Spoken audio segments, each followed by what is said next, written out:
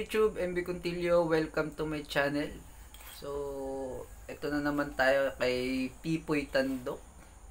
Tingnan nyo guys, creepy nung sa likod ko. Alas 12 na kasi ng gabi. Umaga pala. So, samahan nyo ulit akong manood. Ihanda nyo na yung mga sarili nyo. Baka magulat na naman tayo ng sobra nito. So tara, samahan niyo ako manood. Narito na ang mga pinaka nakakatakot na video na nakuhanan ng camera. Yan at marami bang iba ang pag-uusapan natin dito lang sa ating channel. Kaya't kung ready ka na, ano pang hinihintay mo? Tara na! Tara na! Uy, iba na yung intro ni Pipoy Tandok.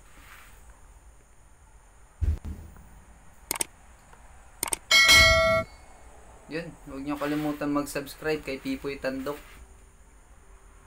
Sa paunang video natin, makikita natin ang video ito na walang katao-tao sa lugar kung saan nagja-jogging ang may hawak ng kamera.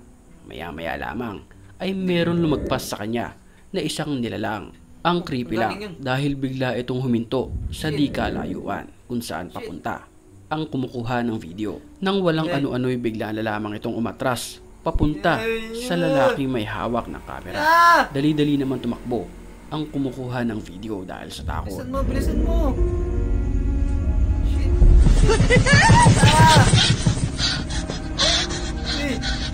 Bilisan mo! Sa isang security camera naman na ito sa isang bahay, naaktuhan ang aktwal na pakikipag-usap ng bata sa masamang espiritu na ito. Mapapansin natin sa video na tila binibigay ng bata ang kanyang hawak sa bata talaga. May mga nakikita na hindi natin nakikita na matatandaan.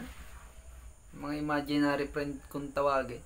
Espiritu. May mga pagkakataon pa nga na tila maiinis ang bata sa kanyang kausap na hindi naman nakikita. Creepy.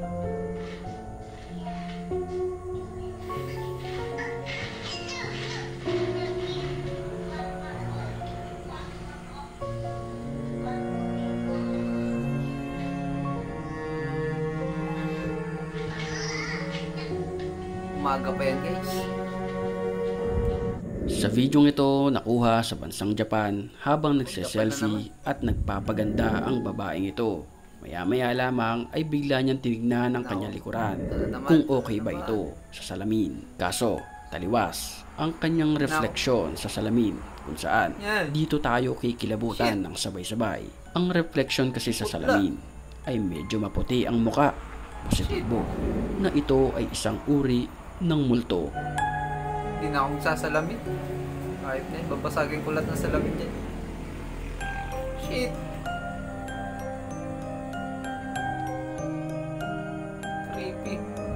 Sa isang dash camera naman na ito sa isang sasakyan, nakunan ang nakatayo na nilalang na hindi maipaliwanag kung bakit siya naroon. Sadyang nakakilabot ang kanyang itsura. Dahil kung titignan natin sa camera, ito ay mistulang may tuka na napakalaki. Dalawa ang kanyang paa at nakaputi na kasuotan ito. Nako, aswang yan. Shit, ano yan? Yay. Creepy.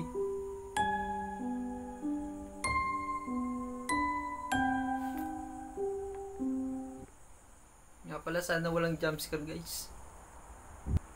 Sa amateur video naman ito nakuhanan ang isang nilalang na animoy isang demonyo malapit sa dalawang babae. Ito ay kumukubli sa isang semento at mga halamang naroon. Kapansin-pansin din na meron siyang dalawang mahabang sungay na para bang isang kambing na nag-anyong tao. Yay! Hindi nila nakikita? Ayop na yan.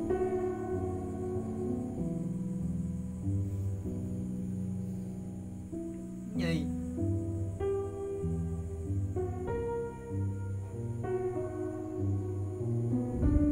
Habang nanenermon naman ang pari na ito, tila hindi sumasang-ayon sa kanya ang rebulto ni Jesus Christ sa kanyang likuran. Bagamat iba ang kanyang lengguwahe, mapapansin natin sa videong ito na tila galit siya sa kanyang mga sermon at sa pagkakataong iyon, tila binato siya ng isang bagay mula sa rebulto sa taas ni Jesus Christ.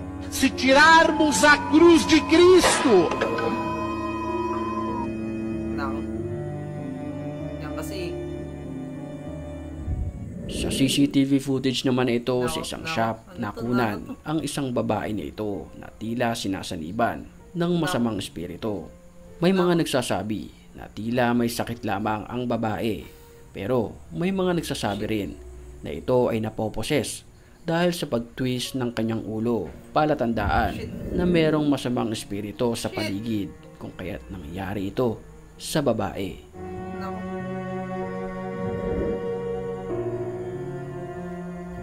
Nako.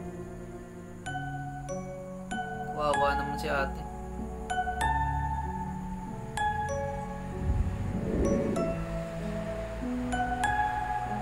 Yay, creepy. Wala.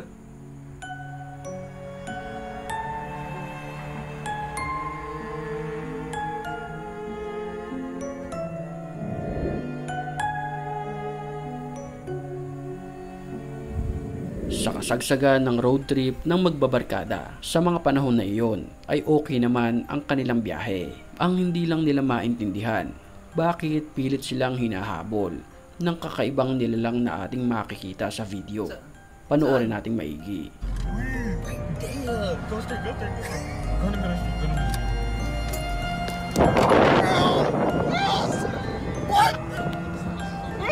Shit, yan.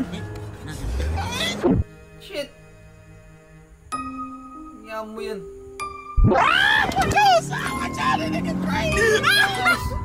Nakakabahala ang nilalang na humahabol sa kanila dahil sa sobrang bilis nito tumakbo. Ang kanyang itsura ay medyo nakakatakot dahil nanlilisik ang kanyang mga mata at tila wala itong balahibo.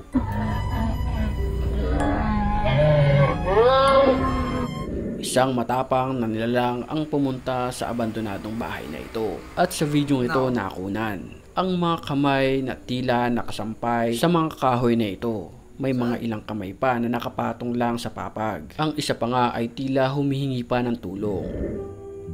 Saan? Shit.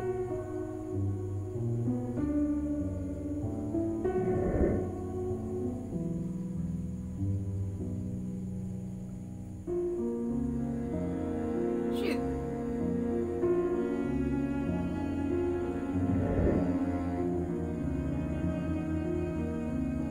Ayop na yan. Yay. Creepy naman dyan.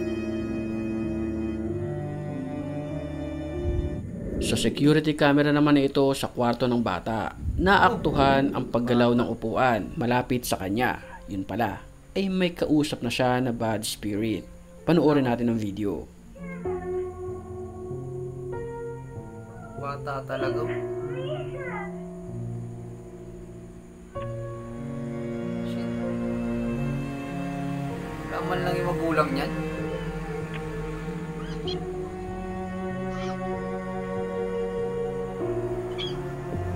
Shit! Uy! Nangyari? Nakakatakot ang video dahil nakuhanan ang aktwal na pagbaliktad niya kahit wala namang tao positibo na merong masamang espiritu sa kanyang Tinulak yung paligid. bata. Wawa naman. Kaya may nasabay magulang yan. Narito na. Grabe naman yun. Kawawa naman yung bata. Ibang bansa talaga, no? Nakaseparate yung kwarto ng bata sa mga magulang. Grabe po. Tapos yung camera lang talaga yung nakabantay sa mga anak nila. Buti naman walang jumpscare, guys. Paano kung may jumpscare pa? Baka takihin na ako sa puso dito. Grabe. So yun guys, kung nag-enjoy kayo, huwag nyo kalimutan mag-like, subscribe sa channel ko. At yun lang, maraming salamat.